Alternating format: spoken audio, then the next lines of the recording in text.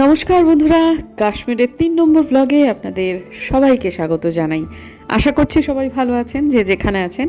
আর আমরা কেমন আছি সেটা নিশ্চয়ই আপনাদের বলে দিতে হবে না।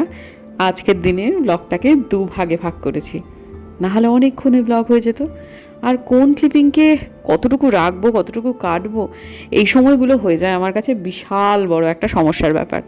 যেটাকেই এডিট করে বাদ দিই না কেন, মনে হয় মূল্যবান মুহূর্তগুলোকে বাদ দিচ্ছি। সেই জন্যই ঠিক করেছি একটা দিনকে 2 ভাগে ভাগ করে নিই, সেটাই ভালো।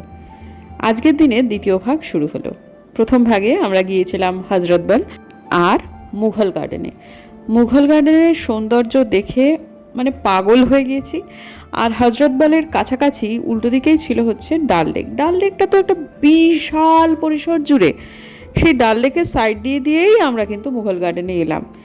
সেখানে বেশ অনেকক্ষণ ছিলাম। বাচ্চাগুলোর তথা আমাদেরই সবারই টুকটুক করে একটুখানি খিদে পেয়ে গিয়েছিল, যার ফলে উল্টো দিকে একটা দোকানে সামান্য একটুখানি খেয়ে দিয়ে নিয়ে তারপর আবার গাড়িতে চড়ে যাব আমরা শিকারা রাইড করতে।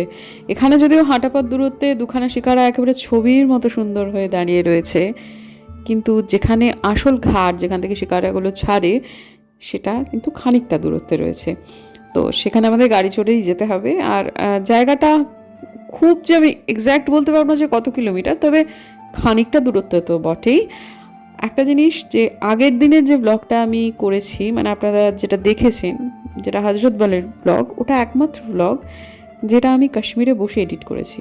কিন্তু মানসবলের যে ব্লগটা, অর্থাৎ 1 নম্বর ব্লগটা, সেটা কিন্তু আমি শিলিগুড়িতে বসে এডিট করেছি।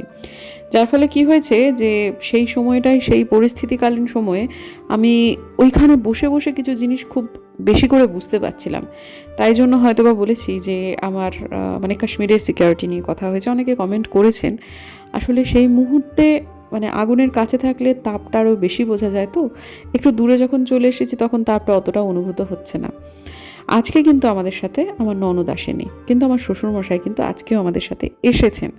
উনি হজরতবলেও যাননি, উনি মুঘল গার্ডেনেও যাননি, উনি গাড়িতেই বসেছিলেন। আর আজকে এই মুহূর্তে আমি আমার একটা স্বপ্ন ছুঁয়ে দেখতে যাচ্ছি। আমি ছোটোবেলা থেকেই কাশ্মীর বলতে বুঝি বরফ এবং শিকারা। আমি আজকে শিকারা রাইড করতে যাব।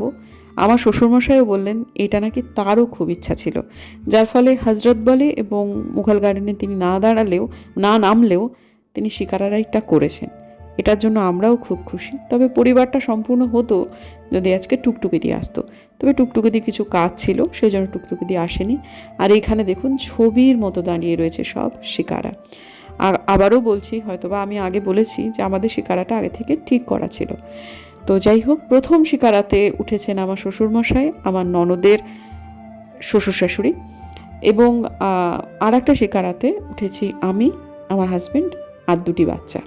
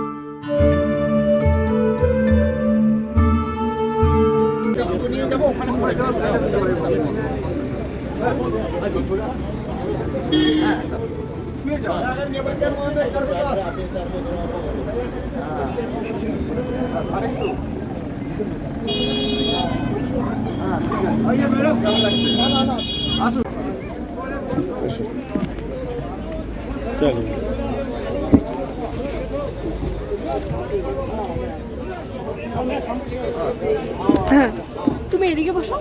না না, ঠিক আছে, তুমি বসো। টুপুর বারবার করে আমাদের এখানে বসতে বলছিল, কিন্তু আমরা চাইছিলাম বাচ্চা দুটো ওখানে বসুক। ওরা ফটো টটো তুলবে, আমরা ওদের ছবি তুলে দেবো। যদিও আমাদেরও ফটো তোলার ব্যাপার ছিল, কিন্তু বাচ্চাগুলো বসুক। আজকে ভীষণ গরম, মাথার ওপর এখানে একটু ট্যারচা করে রোদ আসছে তো। আর আমাদের এখানে বসে থাকতে সত্যিই খুব ভালো লাগছে। মজা লাগছে বাবু?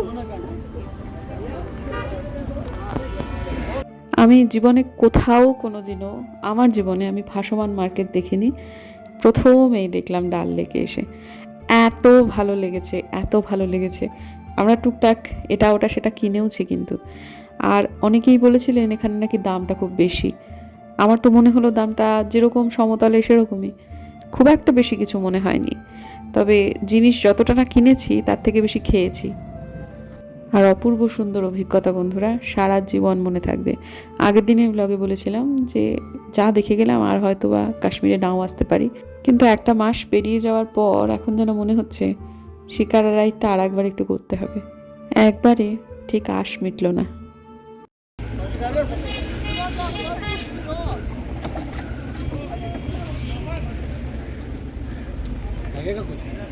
जी नहीं জি thanks। নেই, জি নেই, বিলকুল নেই, থ্যাংক ইউ।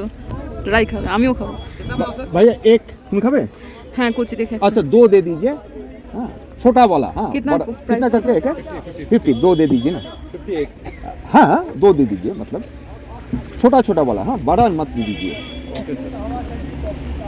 अच्छा और मिर्च मत कम हलिए। हाँ कावा नहीं चाहिए। कॉफी है, चॉकलेट शेक है बच्चों के लिए दीदी। नहीं नहीं नहीं, और चॉकलेट शेक, कोल्ड कॉफी। क्यों खावे चलते किचु? चलते में चॉकलेट शेक है, खावे किचु? vanilla शेक है। হ্যাঁ চকলেট শেক আছে। चॉकलेट शेक कितना? खावे? 100 रुपए सर। एक दे दीजिए। तुम्हें खावे चॉकलेट शेक? अच्छा तुम्हें खावे चॉकलेट शेक? अच्छा बेटा आपके लिए वो एक चॉकलेट शेक खाएंगे। ও তো কর্ন খাচ্ছে। ये तो कौन खा रहे हैं? মা সাবধান, রাই সাবধান সাবধান। गरम है? अजय হাতে ধর। ওহো हम कौन सा भाषा में बात कर रहे हैं बोल समझा? हाँ? अरे बाप रे ওরে বাবা, बाप रे। हाँ ড্রেস নেই, ড্রেস वाला ফটো নেই। हाँ तोला হচ্ছে তো তোমার রাখো মাটিতে রাখ 100 রুপিয়া होगा।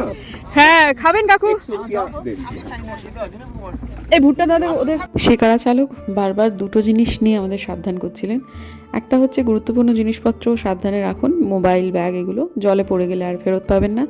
আর দ্বিতীয়ত হচ্ছে গিয়ে জলে হাত দেওয়ার চেষ্টা করবেন না। একটা হচ্ছে নৌকোর ব্যালেন্স, মানে শিকারার ব্যালেন্স খানিকটা বিগড়ে যেতে পারে। আর দ্বিতীয়ত এই জলগুলো খুব একটা পরিষ্কার নয়। ডাল লেক দেখার জন্য সুন্দর, স্পর্শের জন্য মোটেই নয়।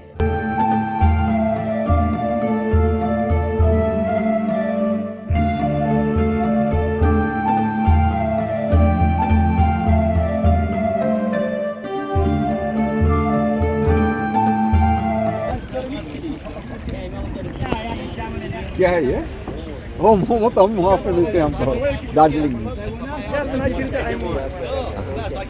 थैंक आप मसाला कन खा लिए ये सब अभी खा लिए। Thank you. कैसा है दीदी? ठीक। वो कश्मीरी ड्रेस में फोटो ये चलते चलते हो जाएगा 9 में ऊपर फोटोग्राफ्स आएगा। वो गुड़िया गुड़िया का ड्रेस है हमारे पास। ये देखो खाई खाया पिया गया, फोटो मेमोरी रहता है। ठीक है थैंक यू थैंक यू। क्या ग्रुप से ये देखो ভাই कुछ नहीं होता। एक मिनट বাবা थोड़ा ड्रेस को सीधा करो बेटा। शाबाश बस बस नीचे যা না রাই, যা ভাই একটা করে নে। যা মা, লক্ষ্মী মা। মা ও শোনা, শোনা सिर्फ पानी খুব ইচ্ছা রবি একটু ভালোবেসে বললে মামা মা যা যা যা। अकद वही है। उसे उसे प्यार से बुलाओ ना। हाँ गुड़िया को हाँ डोंट वरी मैं उसको बनाऊंगा। अरे दीदी के साथ जाना মা। শিওর তো দেখতে কিন্তু দারুণ লাগবে কি কিউট লাগবে দেখতে, একদম পুরো প্রিন্সেস, একটা princess পুরো এর মতো photo হবে না? প্রিন্সেস বাবু। যা যা মা আমার, যাও। হ্যাঁ খেয়ে যাও। बनो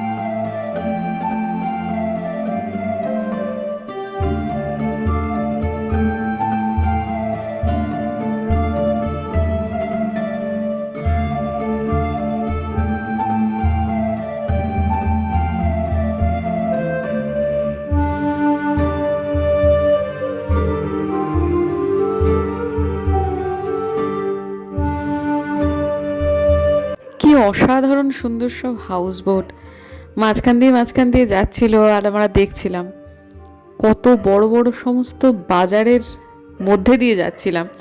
ডাল লেক একটা আলাদা রকমের শহর, আলাদা রকমের একটা জগৎ। ডাল লেককেই একটা মহকুমা ঘোষণা করে দিলে হয় আর কি, হবে হয়তো কিছুদিন পর। কিন্তু হাউস বোটে থাকার ইচ্ছাটা তথা হাউস বোটে একটু ঢুকে দেখবার ইচ্ছাটা আমার সত্যিই ভীষণ হয়ে গেল। আর ওর ভেতরেই যেহেতু রান্না হয়, সমস্ত খাওয়া দাওয়া হয়, কি ভালো ভালো সমস্ত রেসিপি ওরা তৈরি করে। তার মানে আমি যদি অর্ডার করি তাহলে ওরা সুন্দরভাবে সেটাকে প্রিপেয়ার করেও দিতে পারবে, এবং ভ্যারাইটিও প্রচুর। যাই হোক, সব মিলিয়ে মিশিয়ে ডাল লেক একটা আলাদা রকমের জগৎ, সত্যি কথা। তো এখন বাচ্চাদের হয়ে গেছে, এবার তারা আমাদের হাঁক ডাক শুরু করেছে। যাব না করে চলেই গেলাম, প্রথমে আমি, তারপর আমার কর্তা। चलो आराम से शाबाश वेरी गुड আরে বাপরে, রাই রাই ধীরে ধীরে। আচ্ছা এটা आपको নেই नहीं তুমি খা যাবে না, এক ফোঁটাও না। আমি না নেই নেই নেই নেই देखो ना सीन देखो पीछे सीन আচ্ছা নেবে কি একটা? আচ্ছা ঠিক चलो आप दोनों का ऐसे ही ঠিক আছে এক লাইন নেই কাকিমা তাহলে ওই দিকে তাকাও, ওই দিকে। एक सेकंड इधर तको कैमरा तको ठहरो बस थोड़ा हजमो वेरी गुड गुड। जब आप छोड़ी थी तब फिटनेस है, अब होता है हर किसी चलो बैठ मैं आपको रेड कलर बुलाला भी हीरो है क्या क्या हुआ বসো বসো। क्या हुआ नहीं नहीं आप दे दो, मैं बिल्कुल उसके बाद तो फिर ओके ये होगा मेरा। ऐसा डालो बस हाथ निकालो हाँ बस बैठो नीचे नीचे बैठो बैठो आराम से बस ठीक है ना चल কথা বাপরে বাপ, বাপরে Kashmir first time first time. चलो ठीक है अच्छा और एंजॉय आराम से এই এক জামা, এক টুপি, এক গয়না ওরা যে কত সহস্র মানুষদের পরিয়েছে তার ঠিক নেই। তবে হ্যাঁ, সহস্র রকম মানুষ এই এক পোশাক পরে আলাদা আলাদা রকমের ছবি তুলেছে। আমার কিন্তু অভিজ্ঞতাটা ভালোই লেগেছে, জীবনে একবার এই অভিজ্ঞতাটা করাই যেত। আমি এর আগে এই লোকাল পোশাক পরে ছবি তুলেছিলাম শিলংয়ে, দার্জিলিংয়ে বহুবার বলেছিল কিন্তু করিনি। এবার কাশ্মীরে করলাম। এরপর ভাবছি যে যেখানে যাব, মানে যেখানেই যাব সেখানে লোকাল পোশাক পরে ছবি টবি তুলবো, কারণ ছবিগুলো না পরে দেখতে খুব ভাল লাগে। কিন্তু আমাকে পেড়ে ফেলেছে, কাশ্মীরি পোশাক পরিয়ে ফেলেছে, আমার বরকে কিন্তু পারেনি।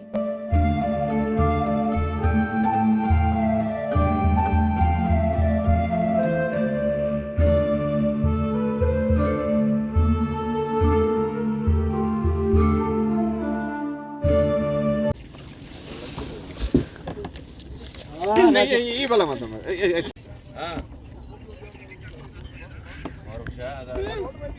सर मैडम के ऊपर से रखिए। वो हो এটা गया ডিलीट ना ना हटाऊं ये हटे, হটা হটা হটাও প্লিজ। हो गया डिलीट ये रखिए। ये रखा आपने ये रखा है ये नहीं है ये हटा अपना फैमिली बोला आपको आपका मेहमान बोल रहा हूँ मैं आम जानते हैं कि आप मेहमान नवाजी में एक नंबर है, अव्वल नंबर है आप, इससे कोई मुझे।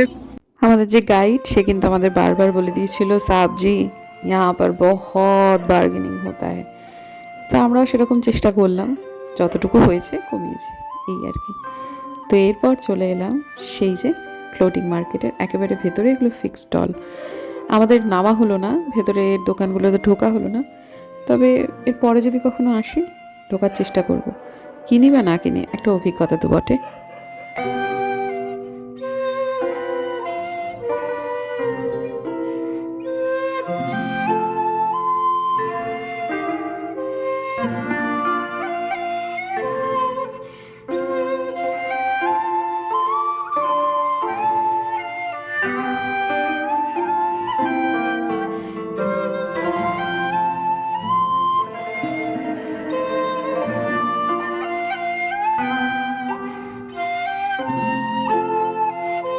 এগুলো সব হাউসবোট, এবং এর মধ্যে কয়েকটা হোটেলও রয়েছে, যেগুলো একদম লেখাই রয়েছে এখানে এগুলো হোটেল।